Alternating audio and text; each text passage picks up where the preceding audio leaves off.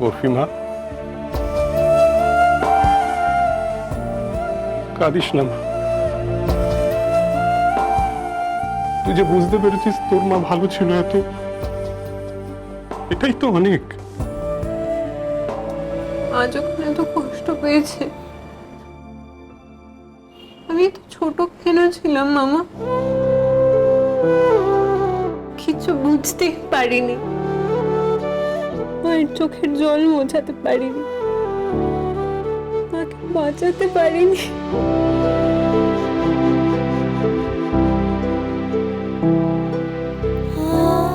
নিজের মাকে আগলে রাখতে পারিসনি বলি তুই ডুবুরি ম্যাডামকে খুঁজে নিয়েছিস না রে। টুরি ম্যাডামের চোখ দুটো কোনোদিন ভালো করে লক্ষ্য করেছো মামা? উনি সব সময় হাসেন, কিন্তু ওনার চোখ দুটো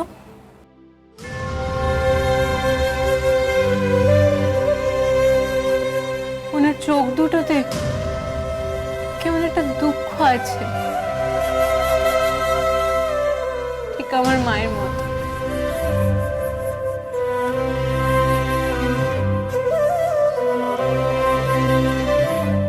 দুঃখ কিসের রে ভিঙ্গি ম্যাডাম? কদিন পরেই তো তুই ওই ডুবুরি ম্যাডামের বডিগার্ড হবি। তখন কেউ কোনো কষ্ট দিলেই ওনাকে একেবারে নিজের গুন্ডামি শুরু করে দিবি, কেমন? হ্যাঁ, ঢিসু ঢিসু ঢিসু ঢিসু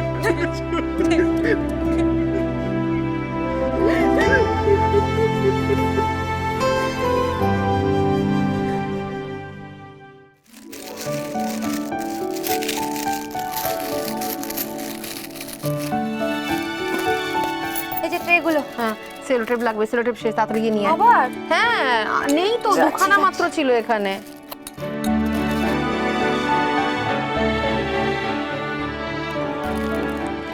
ডিঙ্গি ম্যাডাম কবিতা লিখে শুনে কত কথা যে মনে পড়ে গেল আজ। ওই যে তখন বলছিলাম না, প্রথম রোমান্টিক কবিতা লিখেছিলাম প্রফেসর সাহেবের জন্য, মনে আছে এখনো। লিখেছিলাম, তোমায় চিনি ঘুমের আগল ভেঙে, তুমি আমার দিনের পরশমণি, কাজের ভিড়ে হারাই যখন দিশা, খুঁজি যখন পারের বৈতরণী, তখন তোমার বইয়ের ভাঁজে খুঁজে গোপনে পাই রাতের জাগরণে।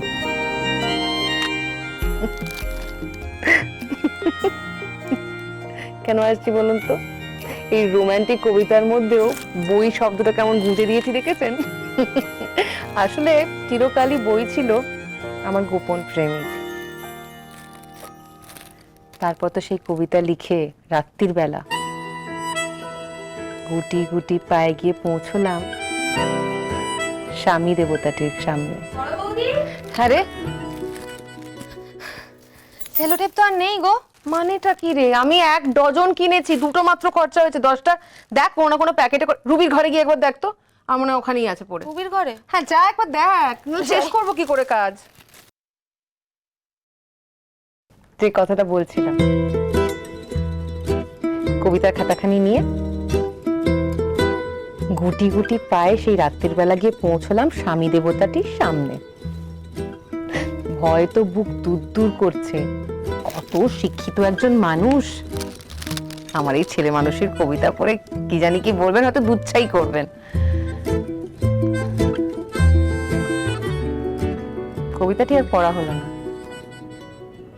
কবিতার খাতা খোলার আগেই প্রফেসর সাহেব আমায় বললেন, না না বললেন না, ঘোষণা করলেন উনি বদলির জন্য অ্যাপ্লাই করেছেন। কলকাতার বাইরে কোনো কলেজে পড়াতে চান। এটা শোনা মাত্র জানি না বুকের ভেতরে কি জানি একটা হচ্ছিল, মনে হচ্ছিল এক মুহূর্তে কাপড় পিচ্ছিল বুকের ভেতরে। আমি শুকনো মুখে ওর দিকে তাকিয়ে জিজ্ঞেস করলাম, আর আমি, আমায় নিয়ে যাবে তো? উত্তর পেয়েছিলাম, তুমি সেখানে গিয়ে কি করবে? তোমায় তো ঠাম্মা নিয়ে এসেছে এখানে সংসার সামলাতে, ওটাই আমার কাজ। তুমি তোমার কাজ করো, আমায় আমার কাজ করতে দাও। ব্যাস। সেই যে কবিতার খাতাখানা লুকিয়ে ফেলেছিলাম, আর কোনোদিনও বার করে নিয়ে জীবনে কবিতা লেখা আর আমার হয়নি।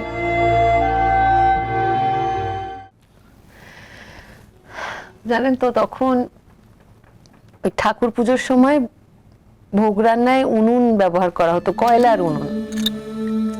সেইবারই অন্নপূর্ণা পুজোয় আমার ওই কবিতার পাতাখানি উনুনের মধ্যে গুঁজে দিয়েছিলাম। চোখের সামনে পড়লো আমার কবিতাটা, এখনো মনে আছে।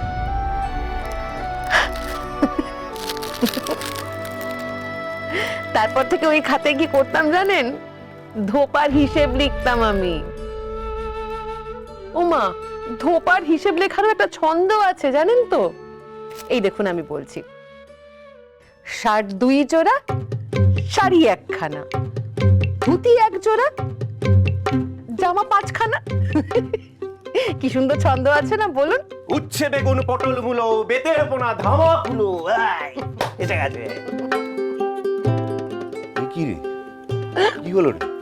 তুই একা একা ঠাকুর ঘরে বসে হাসছিস কেন? এই মার্কাটার এই সিদ্ধান্তটা নেওয়ার পর দেখছি তোর মাথাটাও গেছে।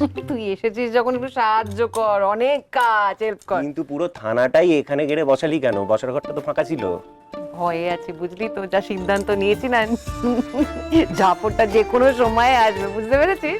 তাই ঠাকুরের শরণাপন্ন হয়েছি। রাখলে উনিই রাখবেন, আর মারলে ইনিই মারবে। ও, এখানে বসে খুব হাসাহাসি হচ্ছে। দেখলেন তো, আমার হাসিটা কিন্তু একদম সহ্য করে উঠতে পারছে না। ও যত রেখে যাচ্ছে আমার তত হাসি পাচ্ছে। এইভাবেই হেসে হেসে আমরা করব জয় একদিন। আমি কিছু একটা বলছি, সেটার উত্তর দিতে কি মহাভারত অশুদ্ধ হয়ে যায় নাকি? তুমি তো কোনো প্রশ্ন করনি, তুমি তো বললে এখানে বসে বসে হাসাহাসি হচ্ছে। ঠিকই তো বলছো, এখানে সত্যিই তো বসে বসে আমরা হাসাহাসি করছি। বলছি আমি কি তাহলে চলে যাবো? না, যাবি। থাকবি। কি হচ্ছে এটা কি ডুবান? হ্যাঁ, কি করছিস কি তুই? না মানে যাচ্ছি আবার থাকছিও, তোদের দুজনের কথা আমি ফেলতে পারছি না। ওকে যেতে বলো সই, আমাদের কথার মাঝখানে একদম থাকবে না। সোজা হয়ে দাঁড়া, যা তুই এখন এখান থেকে। আরে এরকম ত্রিভঙ্গ মুরারি হয়ে থাকিস না, কোমরটা তো লক হয়ে যাবে। কাল কলির বউ ভাত কে যাবে? তত্ত্ব নিয়ে তোকেই যেতে হবে। থ্যাংক ইউ বৌদিমণি, থ্যাংক ইউ। ও সরি। যা। এই ট্রেটা দাও তো এখান থেকে, ওই রিবন গুলো লাগবে। দাও দাও। আর ওই ওই ওই রংগুলো দাও, ওদিকে রাখা হয়েছে রং তুলিটা।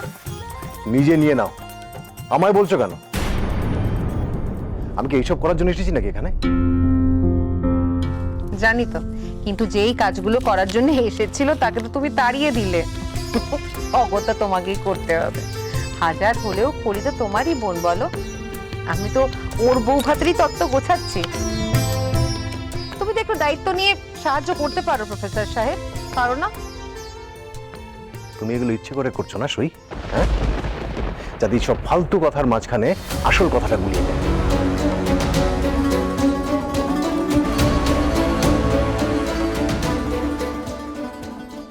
এত কথার মারপেট আমি সহ্য করতে পারছি না। দিনকে দিন অসহ্য হয়ে উঠছে তুমি। আমি শুধু অপেক্ষা করে আছি কবে তোমার সহ্যের সীমা একেবারে পার করে যাব আমি, সেদিন আমি বুঝবো আমি এবারই বউ। আমি শুধু একবার মুখ ফুটে বলুক, আমি সবকিছু তুড়ি মেরে করে দেবো। তোকে রান্না করতে হবে। রান্না আলতা বিসহচরী